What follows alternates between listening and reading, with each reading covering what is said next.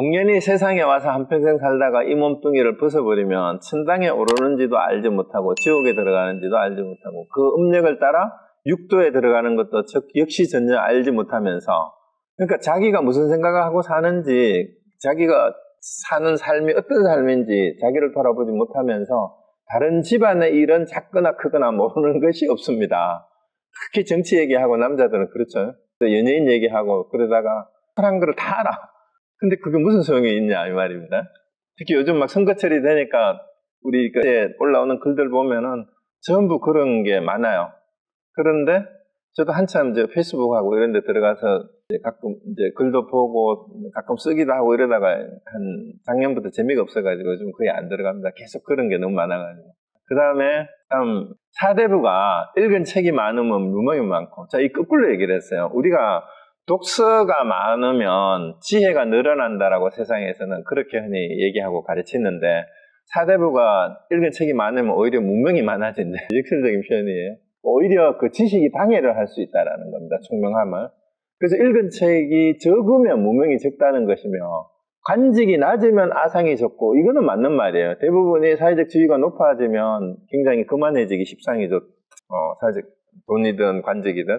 그리고 관직이 높으면 아상이 큽니다.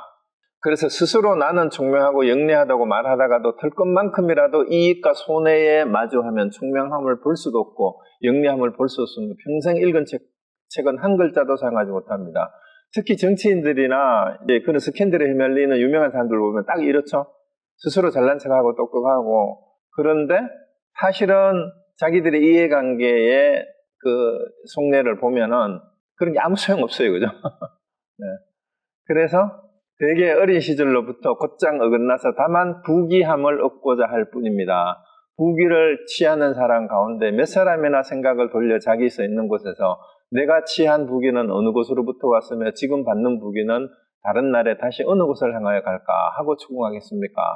그래서 당시에 송나라가 문치주의를 표방하면서 사대부들이 이심양명하는 길이 과거에 급제해서 출세해서 높은 관직에 오르는 것이 이제 그때 당시 사대부들의 목표였어요. 그래서 그런 부귀영화가 도대체 뭔 소용이 있느냐. 어린 시절부터 그런 교육을 계속 받고 지금도 마찬가지잖아요.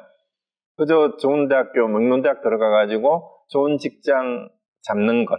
그게 이제 삶의 목표처럼 되고 얼마나 그 차별이 그런 것으로 인해 스트레스가 많습니까? 그런데 이제 여기에 그 편지를 받는 사람들이 전부 다 그런 높은 벼슬까지 이미 간 사대부들에게 하는 얘기니까 신랄합니다. 사실은 그 사람들한테 대놓고 본인들한테 직접 그러는 거니까 일반적인 얘기가 아니라 실제로 정승 판서급에 이르는 최고 직책에 오른 이런 사대부들한테 대놓고 이런 얘기를 하기 사실 쉽지가 않아요. 그죠? 그래서 이제 내가 취한 부귀는 어느 곳으로부터 왔으며 지금 받는 부귀는 다른 날에 다시 어느 곳으로 향하여 갈까 하고 추궁하겠습니까? 그 스스로가 이런 반성을 하면서 자기가 현재 누리고 있는 지위에 대해서 정말로 돌아보는 사람이 사대부들 가운데 몇 명이나 될까 하고 이렇게 바로 대놓고 이제 신뢰를 하는 겁니다. 그런데 이미 온 곳도 모르며 또한 가는 곳도 모르면 곧 마음이 어둡고 답답함을 느낄 것이지만 바로 어둡고 답답한 때에도 또한 다른 물건이 아닙니다. 그래서 이거를 모르겠거든 바로 모른다 할 때 그 모르고 답답해하는 그것이 곧 바로 깨달음으로 가는, 답답해하는 그 놈을 바로 알면 그게 불성이 다른 데 있지 않다라는 이 얘기입니다. 그래서 여기에서 반전이 일어나잖아요. 이게 내가 누군지 모르고 어디서 와서 어디로 가는지 잘 모르겠다라고 할 때 잘 모르겠다, 답답하다 하는 그 한 물건을 그게 자기 자신이에요. 거기를 돌아보라 이 말이에요. 그래서 다만 그 상황에서 이 속에 나아가 하두를 살펴보십시오. 어떤 스님이 운문 스님에게 묻기를 어떤 것이 부처입니까? 하니 운문 스님께서 많은 똥막대기니라 하셨습니다. 다만 이 하두를 들다 보면 문득 기량이 다 할 때, 기량이 다 한다는 얘기는 내가 아는 지식이나 어떤 기술 같은 거 가지고 도저히 이건 해결되는 문제가 아니구나 하고 포기할 때 이 말이에요. 여러분 이 하두를 들 때 지금까지 내가 읽었던 책을 가지고 분석을 해서 답이 나오는 게 아니구나 하면은 이제 어떻게 될까요? 그러면은 그걸 중단하게 돼 있어요. 내가 지금까지 공부해왔던 지식 가지고는 이 답이 나오는 게 아니기나 지식이 필요 없구나 했을 때 뭘 시작하는 거예요? 이제 진짜 하두를 들기 시작하는 거예요. 정면 대결을 하는 거죠. 아, 지식으로 사량 분별해서 되는 게 아니구나. 어째서 어떤 것이 부처냐고 물었는데 말은 똥막대기라 했을까?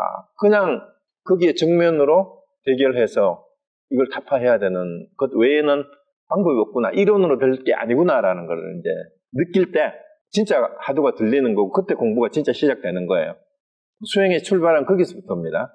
그래서 다만 이 하두를 들다 보면 문득 기량이다 한다라는 말을 꼭 기억을 하세요.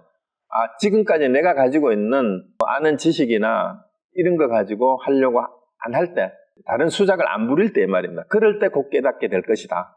그 말이에요. 그리고 절대로 문자를 찾아 인정하려 하거나 어지러이 헤아려 주의하지 마십시오. 근데 대부분의 사람들이 자꾸 이걸 어디서 경전에 인용을 해서 이거를 입증을 하려거나 이렇게 저렇게 자꾸 해석을 하고 또 설명을 해달라고 자꾸 해요. 근데 그러려고 하지 말아라. 주의해서 될 게 아니다. 그래서 왜 우리가 유명한 벽암록이라는 책이 하두 백칙을 해석하고 평창하고 주석을 난 거잖아요. 어느 국건서자. 그런데 대해성구가 그 자기 스승이 했는 책인데 그걸 불태워버렸다 했잖아요. 왜? 하두를 주의한 것이 거꾸로 뭐예요? 하두를 들고 하두 공부를 하는 걸 오히려 방해한다라고 해서 그래서 벽암록을 태워버렸어요. 그 선문 제1서라고까지 얘기하는 그 책인데 벽암록이라는 책이 선종의 첫 번째 가는 책이다라고 얘기했는데 바로 직전 제자가 자기 스승의 그 책을 불태워버렸다, 없애버리라라고 했다는 이유가 그게 하두를 주해를 하고 있거든. 그래서 여러분 중에 혹시 가나선에 관심이 있어가지고 벽암록이나 무문관이나 선문염송을 본 사람이 있을 거예요. 그걸 해설한 책도 있고 또 동영상에도 벽암록 강의니 선문염송 강의니 무문관 강의를 한 게 많이 있어요. 그런데 제가 보기에 거기에 관한 책들을 내는 스님 학자들이나 강의를 하는 스님 학자들 중에 하두를 타파한 사람이 내가 보기에 거의 없어요. 예리면 10중 8구 전부 엉터리래요. 하두를 하나도 모르면서 그걸 해석을 하고 있어요. 해석을. 근데 그런 것들을 보고 들으면은요 공부에 진짜 방해가 돼요. 전부 삿된 마구니들이 하는 짓이야 그게. 대스님의 표현을 빌리면. 그래서 그런 거 하지 마세요. 그럼 보지도 마세요. 왜냐하면 시간 낭비예요 정말로. 그 대표적인 게 꿈에서 했던 실명을 얘기해도 될 것 같아. 하도 엉터리로 말해서 무슨지 강신주 이 사람이 하는 무문관 강의나 그 벽암록 선문염송 강의는 완전 엉터리예요. 그런 엉터리가 없어요. 어떻게 그런 거를 그 불교 방송에서 버젓이 계속 하고 했는지 나 참 이해가 안 돼요. 그만큼 불교계 전체가 안목이 없다는 얘기입니다. 그래서 그런 동영상을 보게 되면은 진짜 하도 하는 거하고는 10만 8천리 멀리 가버려요. 하도를 하지 않고 계속 문학적으로 해석을 하려고 해요. 그래서 이제 그러니까 어지러이 주의하지 마십시오 이 얘기예요. 그래서 비록 주의를 분명하게 하고 설명하여 맞아 떨어지는 데가 있더라도 모두가 기심집 살림살이입니다. 이렇게 신랄하게 얘기를 하잖아요. 뭔가 비슷하게 맞췄더라도 그거 아니다 얘기예요. 그래서 의정을 깨뜨리지 못하면 생사가 서로 더 엇갈리지만 의정을 만약 부수면 생사심이 끊어질 것입니다. 생사심이 끊어지면 부처라는 견해나 법이라는 견해도 없어집니다. 왜? 이미 대해탈이니까. 그런 말조차도 필요 없다는 얘기예요. 그래서 부처라는 견해, 법이라는 견해도 오히려 없는데 하물며 다시 중생이라는 견해, 번뇌라는 견해를 일으키겠습니까? 여기에서 부처라는 견해, 법이라는 견해라는 말은 공사상을 갖다 놔도 마찬가지예요. 공이라는 견해도 없어요. 그러니까 반야사상가들은 공이다 하는 그조차도 또 해체를 시켜야 되니까 공공이라고까지 얘기를 하는 거예요. 그래서 이제 일부 제가 그 틱나탄 스님이나 그 다음에 공사상을 이해하는 사람들이 연기설에 대해서 현상적으로만 이해를 해서 세계 전체가 하나라든가 모든 것이 하나로 연결되어 있다라고 말할 때 그것조차도 공에 걸려요. 연결되어 있다, 세계 전체가 하나다라는 것도 실체가 그것을 실체시하는 순간 또 공사상하고는 어긋나는 게 되는 겁니다. 그래서 요 말이 그 말하고 똑같은 거예요. 부처라는 견해, 법이라는 견해도 오히려 없다. 공이라는 말은, 진짜 공이라는 말은 어떻게 해요? 진짜 공은 공이라는 말도 할 수가 없어요. 그래서 이렇게 표현하는 겁니다. 그래서 하물며 다시 중생이라는 견해, 번뇌라는 견해를 일으키겠습니까? 그 중생과 부처가 본래 없다예요. 중생 본래 없다입니다. 그래서 이렇게 이제 얘기를 하는 거고, 그 다음에 이제 사실은 여기는 어려운 내용이 별로 없습니다. 그냥 그대로 신랄하게 지적만 하는 겁니다. 다만 어둡고 답답한 마음을 가져와서 마른 똥막대기나 하는 위에 옮겨놓고 한번 맞서서 버티다 보면 생사를 두려워하는 마음과 어둡고 답답한 마음, 사랑 분별하는 마음과 총명함을 짓는 마음이 자연히 행하지 않을 것입니다. 아까 말씀드렸죠. 더 이상 기량을 가지고 내가 아는 걸 가지고 이 답을 찾는 게 안 된다라는 걸 알고 포기를 하고 내려놓으면 이제는 이런 마음들이 다 사라지고 오직 어째서 말은 똥막대기니라 했느냐 하는 그것만 남는다라는 거예요. 거기에서 또렷하게 깨치면 된다 이 말입니다. 그래서 행하지 않음을 느꼈을 때 공에 떨어질까 두려워하지 마십시오. 훈련이 맞서 버티는 곳에서 소식이 끊어지면 평생 경사스럽고 유쾌하게 더할 나이가 없을 것입니다. 그래서 이게 조주 묻자든 말은 똥막대기니라 했던 것이 딱 이제 뜻이 통하게 되면 일체 두려움 같은 게 없어지고 너무 진짜 기분이 좋습니다. 그래서 저는 그 마른 똥막대기니라 하는 화두를 깨치는 날 잠이 안 오더라고요. 너무 좋아서 진짜 잠이 안 와요. 근데 제가 술이 되게 약한데 한 잔 먹으면 얼굴 빨개지고 두 잔 먹으면 자야 되는데 술을 몇 잔 먹었는데 술도 안 취해. 희한한 경험을 했어요, 정말로. 근데 사람마다 이제 다른데 그래서 한동안 너무 좋아가지고 세상에 겁나는 거 없고 걱정거리가 하나도 없이 그렇게 됐는데 이제 어쨌든 그런 경험이 각자 이제 다르게 있을 때도 있습니다. 근데 어떤 사람은 했는데도 별로 아무런 느낌이 없다는 사람도 있어요. 근데 아무런 느낌이 없을 때 아무런 느낌이 없다는 걸 또 알아채면 됩니다, 그냥. 자, 그런데 이제 소식이 끊어지면 부처라는 견해, 법이라는 견해, 중생이라는 견해를 일으키며 사랑 분별하고 총명을 지어 도리를 말하더라도 모두 상관이 없습니다. 자, 여기에서 또 반전이 일어났죠. 이걸 하고 나서는 얘기를 해도 한 게 없다라는 얘기예요.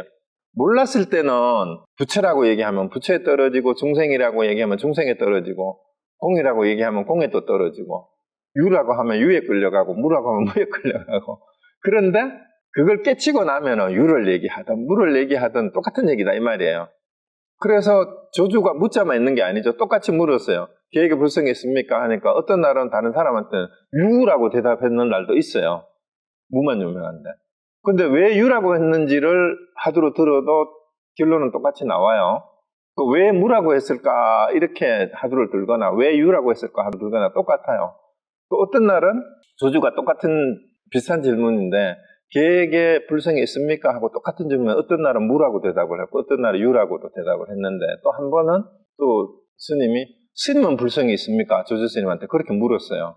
그러니까 이제 조주 스님이 또 무 했어요. 그러니까 일체 중생이 불성이 있다 하는데 왜 스님은 없다 하십니까? 이러니까 조주가 뭐라고 하냐면 나는 일체 중생이 아니니라 이랬어요. 그래서 여기에서 이제 조주의 그 대답에서 중생과 부처, 유와 무 이거를 다 타파해버린 답이에요. 그런 것들이.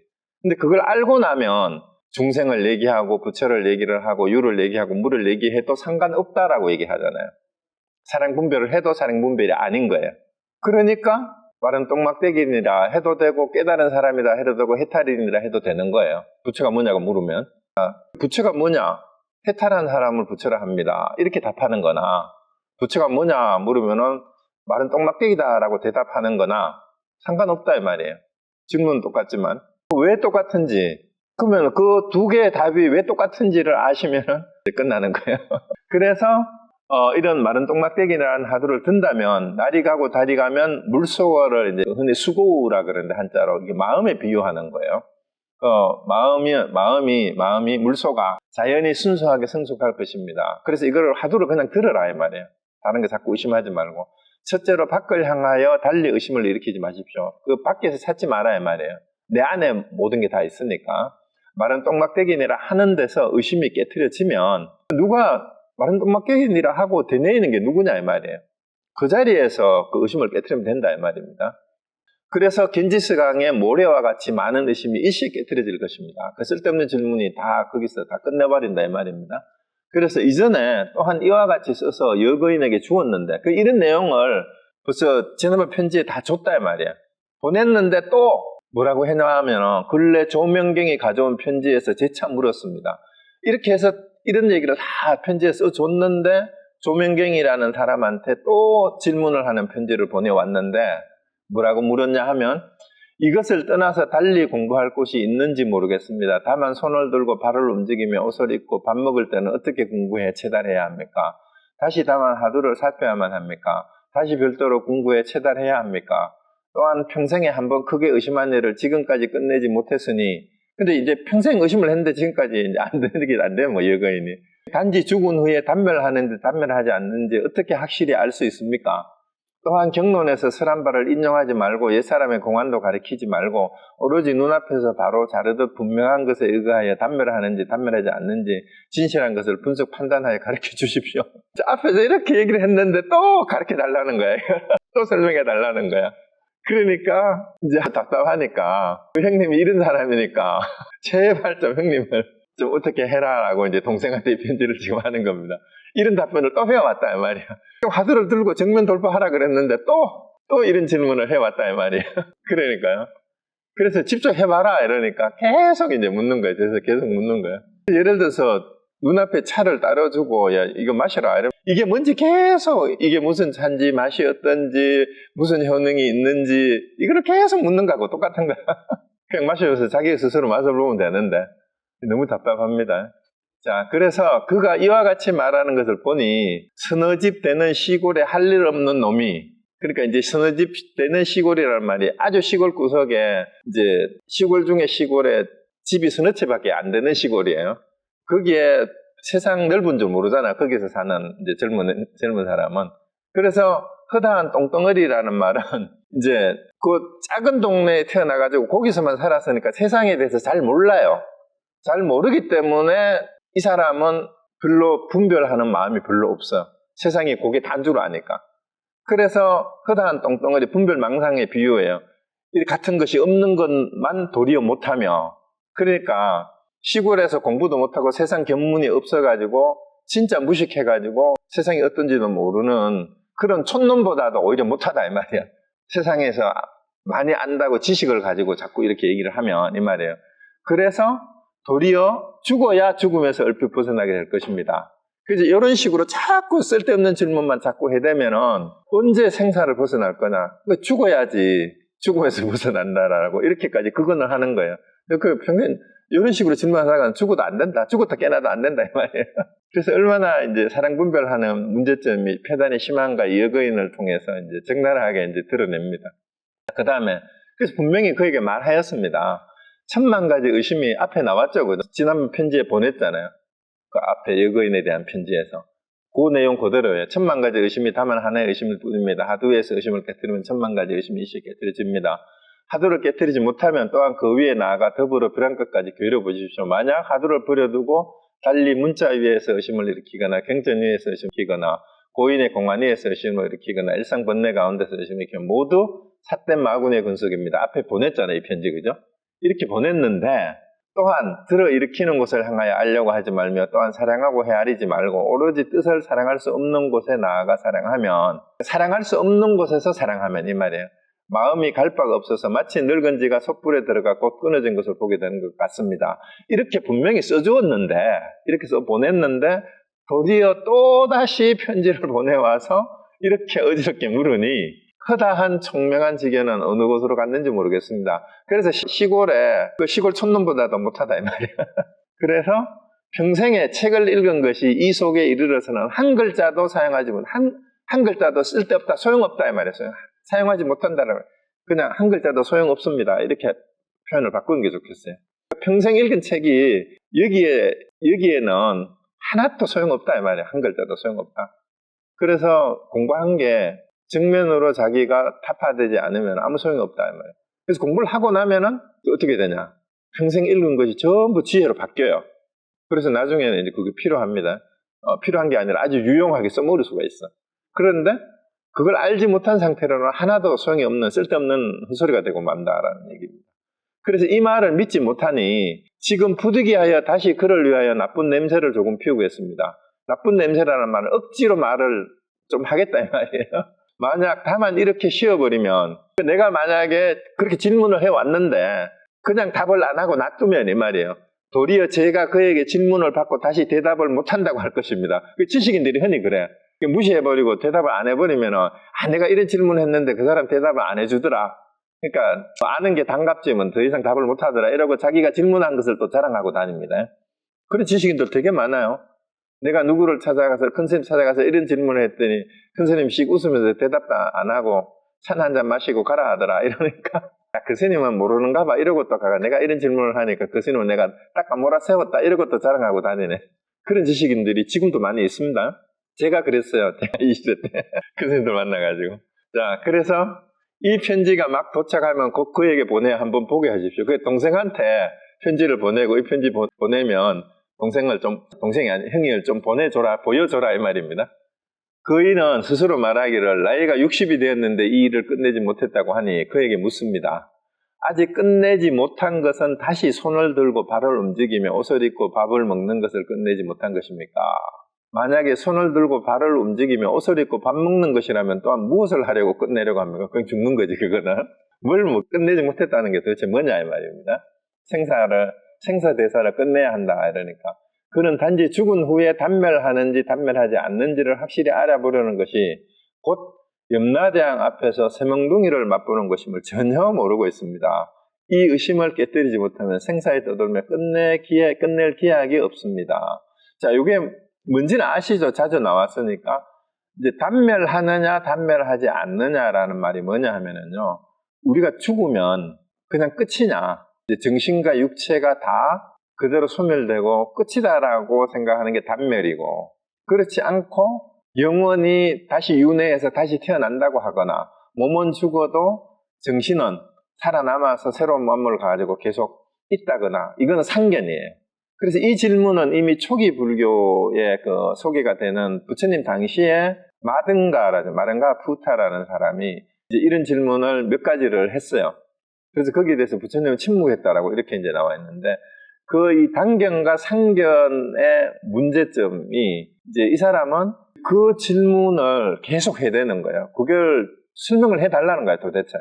진짜 하두를 타파하면은 그게 해결이 됩니까? 라고 묻는 거야. 그러니까 해결이 되니까 하두를 들고 의심해라 그러는데 그래도 또 설명을 해달라는 거야. 그래서 이 답답한 거를 동생을 통해서 합니다. 그래서 그에게 말합니다. 그렇게 하면은 평생 끝낼 기약이 없으니까 1000가지 의심이 다만 하나의 의심이 하두를 깨뜨리면 죽은 후에 단멸한가 단멸하지 않은가라는 의심도 즉시 얼음 녹듯이 기와 깨듯이 다 풀릴 것이라고 했는데, 다시 바로 꺾고 분명히 단멸과 단멸하지 않음을 분석하여 가르쳐달라고 하니, 이와 같은 견해는 외도와 무엇이 다르겠습니까? 평생 해왔던 허다한 것들을 어디에 쓰려고 합니까? 그래서 그는 이미 허다하게 먼 곳에서 이러한 나쁜 냄새를 풍겨서 남에게 베어들게 하니, 그 주변 사람들한테까지도 이런 식으로 자꾸 따지는 논쟁을 하고 토론을 하고 공부한다면서 이제 자기들끼리 모여서 공부할 거 아니야, 이제 사대부들이. 공부 모임에서 이런 견해를 나누고 있는 공부 모임이 되게 많아요, 요즘도. 자기들끼리 공부한다면서. 이러니까 나쁜 냄새를 풍긴다는 말이 그 말입니다. 그러면서 자기가 또 읽은 책이 많으니까 또 그걸 강의까지 해. 또 그런 나쁜 냄새를 풍기면서. 이러면은 완전히 이제 자기만 망치는 게 아니라 주변 사람들까지 다 망치는 겁니다. 그래서 저도 다만 이렇게 쉴 수가 없어요. 그걸 보니까 이거 그냥 놔뒀다가는 안 되겠다 싶은 거야, 이게. 그래서 또한 조금 나쁜 냄새를 풍겨서 이제 좀 나도 이제 할 수 없이 또 말을 한다 이 말이에요. 그에게 베어들도록 하려는 것입니다. 그는 경전과 조사의 공안을 인용하지 말고 다만 눈앞에서 바로 자르듯 분명한 것에 의하여 단멸하는지 단멸하는지 실제로 가르쳐 달라고 하였습니다. 그래서 이제 이거를 이제 어떤지를 이제 가르쳐 준, 이제 할 수 없이 설명을 해준다 이 말이에요. 가르쳐 달라고 자꾸 매달리니까. 그래서 여기서부터 인용하는 거는 6조 단계에 나오는 얘기예요. 6조 단계 내용 그대로 옮겼어요. 이게 대종고가. 지난번 6조 단경 강의를 제가 했을 때 6조 단경에 참여했던 분들은 아마 기억이 날 겁니다. 이 내용. 지도스님이 해능선사를 만나서 물었는 내용인데요. 그 6조 단경 내용 그대로입니다. 이게. 옛날에 지도선사가 해능대사께 물었습니다. 제가 출가한 이래 열반경을 본 지가 거의 10년이 됐는데 아직도 대의를 밝히지 못했습니다. 온컨대 스님께서는 가르침을 내려주십시오. 이러니까 육조대사께서 네가 어느 곳을 밝히지 못했는가 하니까 재행무상시 생멸법 생멸멸이 정멸위다 위락이라는 이 구절이 의심이 되고 의혹이 있습니다. 자, 이거는 여러분 뭐 워낙 유명한 구절이니까 추가로 설명을 안 해도 다 알 수 있는 분들이 많은데 그 열반경에 나오는 내용인데 그 부처님의 전생담에 나오는 얘기를 열반경에 인용한 거예요. 그래서 부처님이 이제 실제 얘기라기보다는 전생에 설산에서 수행하는 수행자로서 설산동자로서 수행을 하고 있었는데 이제 뭘 깨닫기 위해서는 무상대도라는 큰 깨달음을 얻기 위해서 설산에서 고행을 하면서 수행을 하고 있을 때 이제 그 하늘에서 제석천왕하고 여러 신들이 그 설산동자가 무상대도를 깨닫기 위해서 설산에서 수행을 하는 것을 보고 진짜 수행하는 것이 너무나 이제 간절하게 그렇게 수행을 하고 있는 모습을 보고 신들이 그 광경을 하늘에서 내려다보고 저 설산동자가 진짜로 무상대도를 깨닫고자 하는 건가 아닌가, 그렇다면 진짜 대단한 사람인데 과연 그런 사람이 이 세상에 드문데 진짜 무상대도를 깨닫고자 하는 사람이 맞을까 하고 시험을 해보기 위해서 제석천왕이 나찰은 이제 사람 잡아먹는 귀신이에요. 나찰로 변해가지고 설산동자를 시험을 해요. 얼마나 그 발심이 발언이 굳건한가를 보기 위해서 나찰로 변해가가지고 설산동자 근처에 가가지고 앞에 두 구절을 큰 소리로 읊어요. 재행무상 시생멸법. 그러니까 일체 모든 것이 다 무상하다. 끊임없이 모든 현상은 다 변한다 이 말이에요. 그래서 이것이 생멸의 법이다. 이렇게 한 구절을 얘기를 하니까 설산동자가 그 구절을 듣고 주변을 둘러봅니다. 자기 혼자 수행을 하고 있는데 이게서 어디도 않은 소리인데 이 구절을 들으니까 이게 현상계에 대한 설명으로서 연기법의 내용이 그대로 담겨 있잖아요. 그래서 이 구절을 듣는 순간 이게 보통의 진리가 담긴 게 아니라는 걸 설산동자가 바로 알아듣고 어디서 이런 가르침을 들려주느니까 누군가 하고 주변에 둘러보니까 아무도 없고 이제 귀신 잡으면 나찰이 있는 거예요. 그러니까 당신이 지금 이 구절을 얘기를 했느냐니까 그렇다 이러니까 그렇다면은 그 다음에 맺는 구절이 대꾸가 있을 텐데 마저 가르쳐달라 이러니까 나찰이 아이고 나는 배가 고파가지고 더 이상 할 기운이 없어 이럽니다. 근데 진짜 기운이 없으면 그 말을 어떻게 했을까? 그런데 그럼 어떻게 하면 되겠냐 이러니까 내가 너무 배가 고파가지고 뭘 좀 먹어야 그 다음 얘기를 해줄 수 있다 이러니까 그럼 당신은 뭘 먹느냐 이러니까 나는 산 사람의 피와 산 사람의 살밖에 먹지 않는다 이러니까 주변에 그러면 내가 산 사람은 지금 나밖에 없는데 당신이 뒷구절을 가르쳐주면은 나를 잡아먹어도 좋으니까 그 구절을 가르쳐달라 이렇게 얘기를 한 거예요. 그래서 정말 약속하냐? 진짜 약속하겠다. 이러니까 그 다음 구절을 일러주는 게 생멸멸이 정멸위락이 이제 그 다음에 알려주는 거예요.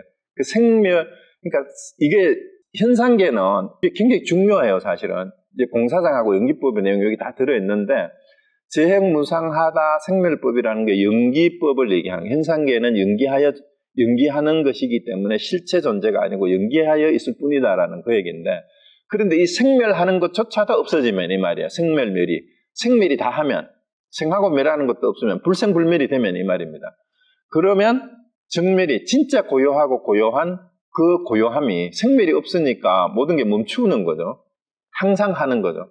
무상의 반대가 상이니까 그것이 곧 즐거움의 극락이 된다. 정멸위락이란 말이에요. 그것이 곧 즐거움이다라는 이 얘기예요. 그래서 이 얘기를 듣고 설산동자가 이 뜻을 알아듣고 가르쳐줘서 너무 고맙다. 그래서 이 내용을 나 혼자 알고 그냥 죽기는 너무 아까우니까 잠깐만 기다려라 하고 바위하고 나무에다가 피로서 이 글귀를 남기고 이제 내가 다 썼으니까 당신이 나를 잡아 드시오 하고 이제 절벽에서 몸을 던지는데 이제 나찰이 또 바로 이제 또 제석천왕으로 변해가지고 그 설산동자를 받아서 구했다라는 그런 일화입니다. 사실 불교의 핵심 내용 여기 다 들어가 있어요. 그래서 현상계는 연기인데 생멸멸이 정멸위락은 열반의 세계를 얘기하는 거예요. 그 열반의 세계가 공의 세계예요. 그래서 이거를 알고 나서 이제 그 제석천왕이 진짜 이 사람은 진정한 수행자구나 하고 이제 더 이상 의심을 하지 않고 불법을 수호하겠다라고 이렇게 맹세했다는 그런 얘기들이 전해지는데 이 구절이 이해가 안 된다 이렇게 얘기를 한 거예요. 지도선사가.